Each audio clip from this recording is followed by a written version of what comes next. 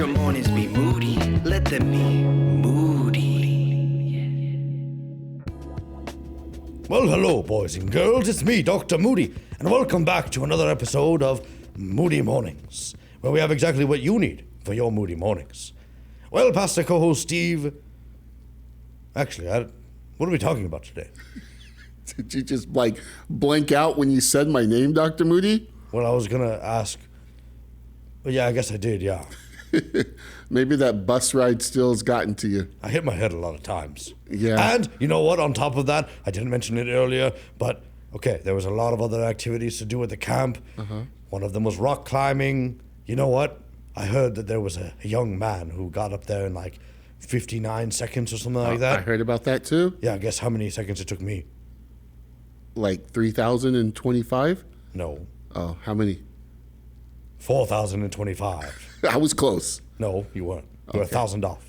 Oh, okay. But yeah, it took me a really long time. My little legs couldn't reach up, and it was really hard to climb all the way up. But wait, hold on just a second. My little Ruthie tried to do the rock wall, and she had the same issue. She couldn't reach and push at the same time. How did you do it? Are you lying to me about? No. I'm not lying, but there was a little bit of a difference probably between what happened with Ruthie and me. Wait. Are you talking about the stairs that led up the rock stairs? No. I did the actual rock climbing. There was a difference. I did mine at nighttime. I had a little backpack on. It was Ruthie's backpack. I was wearing it this time. And I had snacks in there. And Jerry must have heard. He saw. And so that raccoon ran all the way over. And he found me as I was climbing. So it made me climb faster. Yeah. And it didn't matter. I started jumping. I felt like Super Mario. So you climbed up the rock wall without any of the staff there. So you had no support, and you couldn't rappel down. So what'd you do? Climb over and jump on the zip line and get off that way? Bingo. I took the zip line. I attached my lab coat to the zip line. Actually, I really only was able to attach 1 foot. And I hung upside down, flew all the way down.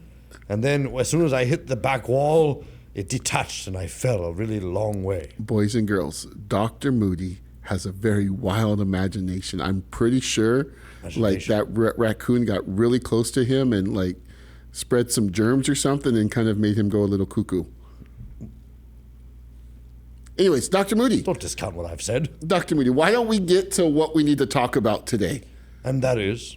Well, so far we've talked about in Mark chapter 2, Jesus and the paralytic. Do you remember that? I do. Jesus was able to heal the man of his sin and his bodily aches. Yeah, so we saw that Jesus has power over sickness, right? Yes. And sin. And sin.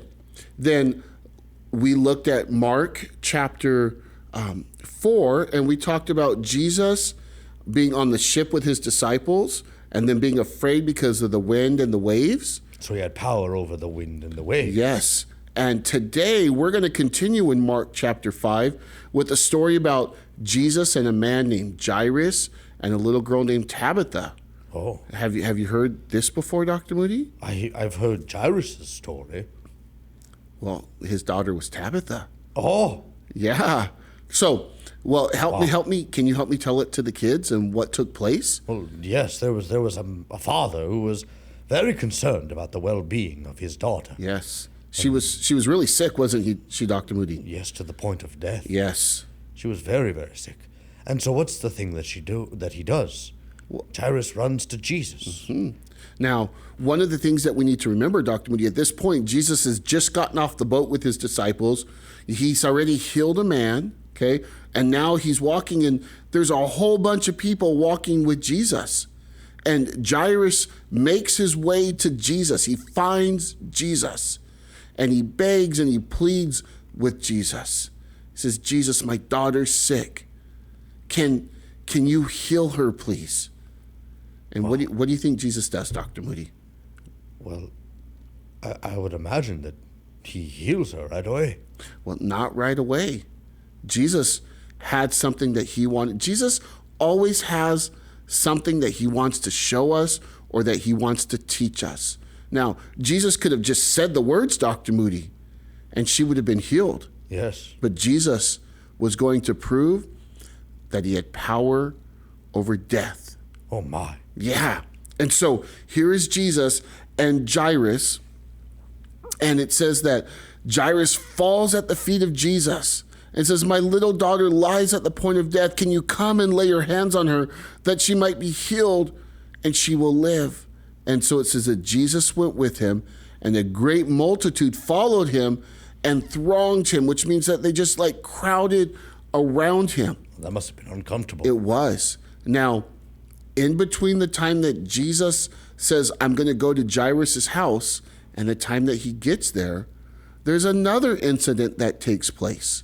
And maybe we can talk about this incident at a later time. Uh-huh. But one of the things I just find very important here, that sometimes Jesus delays what he wants to do for a reason. Oh, kind of like his friend Lazarus. Yes. He did the same thing. Same exact thing. He delayed, he waited, 3 days? Yes. Before he decided to go to Bethany. And in those 3 days, Lazarus too died. Oh.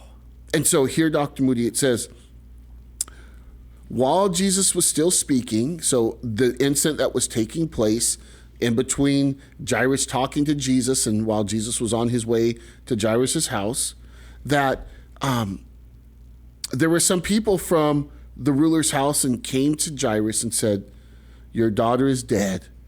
Don't trouble the teacher anymore." Oh, well, that's so sad. It is, Dr. Moody. So what did Jairus do? Well, Jairus probably was heartbroken. I can imagine, yes. And I think the more important question is, what did Jesus do? That is a more important question, yes. Yeah, Jesus could have said, "Well, nothing else I could do here." But that's not what Jesus did, Dr. Moody. He's greater. He is. And so it says, as soon as Jesus heard that was spoken, the word that was spoken, he said to Jairus, "Don't be afraid, only believe." Oh, To have faith. yes. Have faith in what? Have faith in who? Him. Yeah, because he is. Well, I think we need to maybe ask ourselves the question, Dr. Moody, why did Jairus even go to Jesus? Because of faith to begin with. Yeah, because he knew who Jesus was, didn't he? Yes. He did. He knew that he was the Son of God. He'd probably even seen and heard of the different things that Jesus had already done. Maybe he heard about the paralytic. Wow. Maybe he heard about Jesus and calming the storm. And like, if Jesus can do those things, He can do anything. he can do anything. So at this point, Jairus had just asked Jesus to come and heal his sick daughter. But now his daughter had died. And so Jesus says, "Only believe, Jairus." And so Jesus goes to Jairus' house. He takes Peter, James, and John with him. And they get there, and there's a whole bunch of people outside weeping and mourning and lamenting for the loss of Jairus' daughter. Wow. And you know what Jesus told the people that were crying because of her death? What? He says, "Why are you crying? What's all this commotion?" He said, "The child's not dead, but sleeping." Wait, but I thought she had passed away. She did pass away. So Jesus had a greater plan. He did have a greater plan. And so you know what he did, Dr. Moody? What? These people, they made fun of Jesus and like, "Oh, what's he talking about? He's crazy." And Jesus had told all the people to go outside. And so once they were outside, he took Jairus and his wife and Peter, James, and John up to the room where the child was laying. And then you know what? Jesus stood next to her and he grabbed her little hand and he said, "Little girl, I say to you, arise." Wow. He didn't shake her. He didn't say, "Wake up, wake up." All he did was say, "Arise." once again showing the power of the words of Jesus. And in our last story, when Jesus said, "Peace be still," immediately the wind and the waves ceased. And it says, as soon as Jesus said to her, "Arise," immediately the girl arose and walked. Wow. Isn't that crazy, Dr. Moody? That is astounding. Dr. Moody, Jesus has power over death. Wow. And it tells us that they were all amazed at what Jesus had done, and they worshiped and they praised him for the things they had seen. Truly marvelous. Well, there's so many things that we can praise and thank Jesus for in Yes, our sir. own lives as well.